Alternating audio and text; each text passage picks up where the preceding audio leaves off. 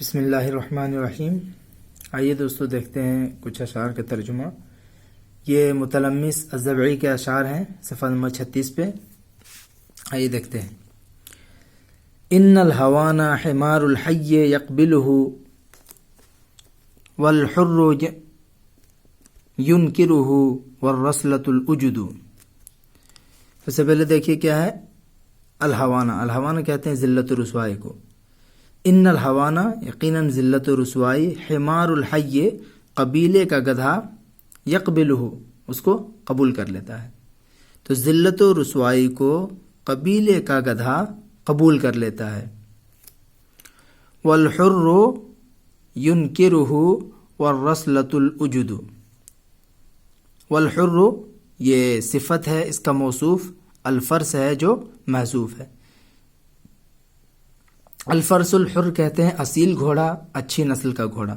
تو والحر ینکرہ، تو اچھی نسل کا گھوڑا، اصیل گھوڑا اس کو ٹھکرا دیتا ہے، اس کی نکیر کر دیتا ہے، انکار کر دیتا ہے۔ اور کون انکار کرتا ہے؟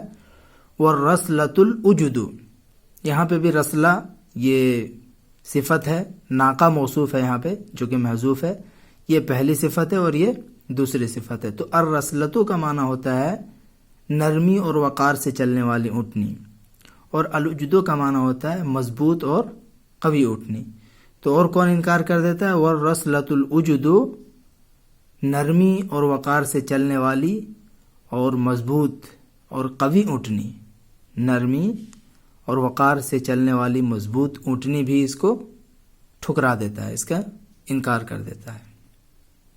آگے دیکھیے دوسرے شعر میں، وَلَا يُقِيمُ عَلَى دَارٍ يُهَانُ بِهَا إِلَّا الْأَذَلَّانِ عَيْرُ الْأَهْلِ وَالْوَطَدِ۔ یہ عیر ہے، یہ غین نہیں ہے، عین ہے، یہ فتح اس کے اوپر، عَيْرُ الْأَهْلِ وَالْوَطَدِ۔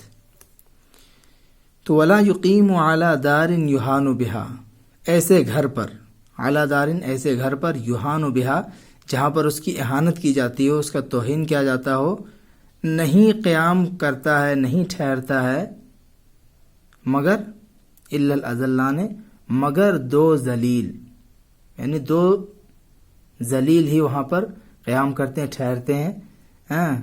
عیر الاہل، ایک اہلی گدھا، اور دوسرا کیا؟ والوطد، وطد میں نے کھوٹا، جس میں گدھے کو یا جانوروں کو باندھ کے رکھتے ہیں تو وہ کھوٹا ہے۔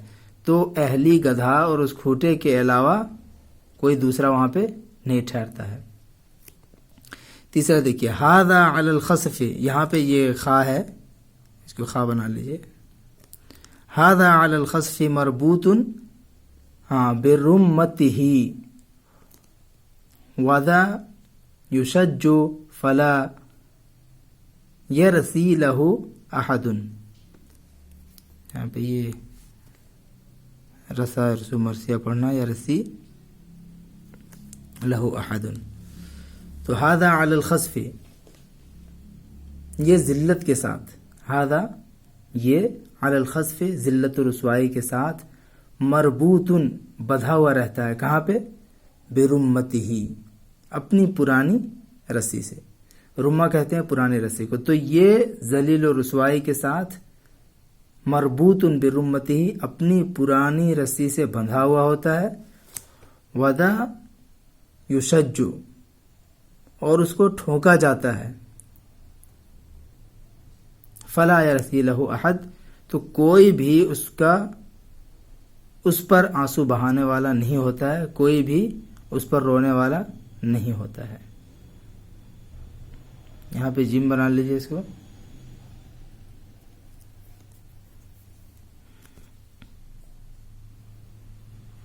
ودا یشج ہے، یہ شج ایسے جو مطلب ٹھوکا جاتا ہے، کوٹا جاتا ہے، ٹھیک ہے۔ اب آگے دیکھتے ہیں، آگے ہے وقال الفضل بن عباس بن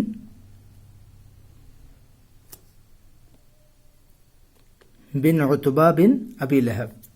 آئیے ان کے اشعار کو دیکھتے ہیں۔ سے ہے مہلن بنی عمنا مہلن موا لینا لا تنبشو بیننا ما کان مدفونا. مہلن اس کا معنی کیا ہوتا ہے؟ ہاں ٹھہرنا. یہ اصل میں مصدر ہے، اس سے پہلے فعل امر جو ہے وہ محذوف ہے، اصل میں ہے امہلو مہلن.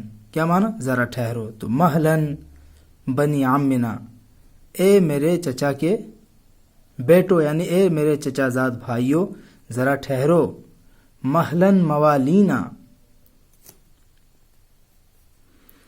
موالی آقا، آزاد شدہ غلام، دوست. یہاں پہ مراد وہی چچا زاد بھائی ہیں، تو یہاں تاکید کے لیے ڈبل لے کے آیا اس کو. مہلن موالینا، ٹھہرو، ذرا ٹھہرو، ذرا رکو اے میرے چچے زاد بھائیو. آگے دیکھیے کہتے ہیں لا تنبشو بیننا ما کان مدفونا. لا تنبشو اس کا معنی کیا ہوتا ہے؟ اکھاڑنا. لا تنبشو تم لوگ نہ اکھاڑو، بیننا ہمارے درمیان، ما کان مدفونا جو مدفون ہے. یعنی جو چیزیں گڑی ہوئی ہیں اسے نہ اکھاڑو، یعنی دبے ہوئے فتنوں کو نہ اکھاڑو، جو فتنے دبے ہوئے ہیں ان کو نہ اکھاڑو. لا تطمعوا ان تہینونا ونکرمکم. لا تطمعوا تم لوگ یہ تمنا کبھی نہ کرو، یہ کبھی نہ سوچو، ان تہینونا کہ تم لوگ ہماری اہانت کرو گے، ونکرمکم اور ہم تمہاری عزت کریں گے. تو لا تطمعوا تم لوگ ایسا کبھی مت سوچو، کبھی ایسی تمنا نہ کرو، ان تہینونا کہ تم لوگ تو ہماری اہانت کرو گے، ونکرمکم اور ہم تمہاری عزت کریں گے، ایسا کبھی مت سوچو. وَأَن نَكُفَّ الْأَذَى عَنْكُمْ وَأَن نَكُفَّ الْأَذَى عَنْكُمْ وَتُؤْذُونَا. وَأَن نَكُفَّ اور کیا نہ سوچو، وَأَن نَكُفَّ الْأَذَى عَنْكُمْ کہ ہم تکلیف کو روک لیں گے. کس سے؟ عنکم تجھ سے. کفہ کفہ منع ہوتا ہے روکنا، تو ہم تکلیف کو تم سے روک لیں گے، ایسا بھی مت سوچو، ایسی تمنا مت کرو. وَتُؤْذُونَا اس حال میں کہ تم ہمیں کیا کرو؟ ہاں نقصان پہنچاؤ، تکلیف پہنچاؤ. آگے دیکھیے مہلن بنی عمنا عن نحت اثلتنا سیروا رویدن کما کنتم تسیرون. مہلن بنی عمنا، اے ہمارے چچا کے لڑکوں، اے میرے چچا زاد بھائیوں، باز آ جاؤ. کس چیز سے؟ عن نحت اثلتنا. نحتا ینحت نحتن میں کیا ہوتا ہے؟ ہاں پچھاڑنا، اکھاڑنا، چھیلنا، یہ ہوتا ہے. نحتا بلسان ہی اس کا مطلب ہوتا ہے مذمت کرنا، گالی دینا، غیبت کرنا. اور نحتا اصلتہ وفی اصلتہ جو اصلہ کے ساتھ آئے تو ہوتا ہے کسی کے حسب و نسب میں تانا تشنی کرنا، ملامت کرنا، تنقیص کرنا. ٹھیک ہے، تو یہاں پہ کیا معنی ہو جائے گا؟ مہلن بنی عمنا، اے میرے چچے زاد بھائیوں تم لوگ باز آ جاؤ. کس چیز سے؟ عن نحت اصلتنا ہماری خاندانی بزرگی و شرافت پر کیچڑ اچھالنے سے، برا بھلا کہنے سے. سیرو رویدن اور میانہ چال چلو، یعنی درمیانی چال چلو. کما کنتم تسیرون جس طرح سے تم لوگ چلا کرتے تھے. آگے دیکھیے اللہ یعلم انا لا نحبکم. اللہ یعلم اللہ رب العالمین جانتا ہے، انا لا نحبکم کیا جانتا ہے؟ کہ ہم تم سے محبت نہیں کرتے ہیں. ولا نلومکم اور نہ ہی ہم تمہاری ملامت کرتے ہیں، ان لا تحبونا کہ تم ہم سے محبت نہیں کرتے ہو. یعنی تم ہم سے محبت نہیں کرتے ہو تو اس پر ہم تمہاری ملامت بھی نہیں کرتے ہیں. آگے دیکھیے، آگے ہے کل لہ نیت، کل لہ نیت فی بغض صاحبہ. فی بغض صاحبہ یعنی اپنے ساتھی سے، ایک دوسرے سے عداوت رکھنے میں، بغض رکھنے میں. فی بغض صاحبہ اپنے ساتھی سے عداوت رکھنے میں، دشمنی رکھنے میں. کل لہ نیت ہر شخص کا، ہر ایک کا کیا ہے؟ مقصد ہے. بنعمت اللہ نقلیکم وتقلونا. بنعمت اللہ اللہ رب العالمین کی رحمت سے، اللہ رب العالمین کے توفیق سے، فضل سے ہم تم سے اور تم ہم سے دشمنی رکھتے ہو. نقلیکم ہم تم سے دشمنی رکھتے ہیں، وتقلونا اور تم ہم سے دشمنی رکھتے ہو. یہ کچھ اشعار ہیں، ان کا ترجمہ ہے، آپ ان کو دیکھیے اور دھیان لگا کے سنیے.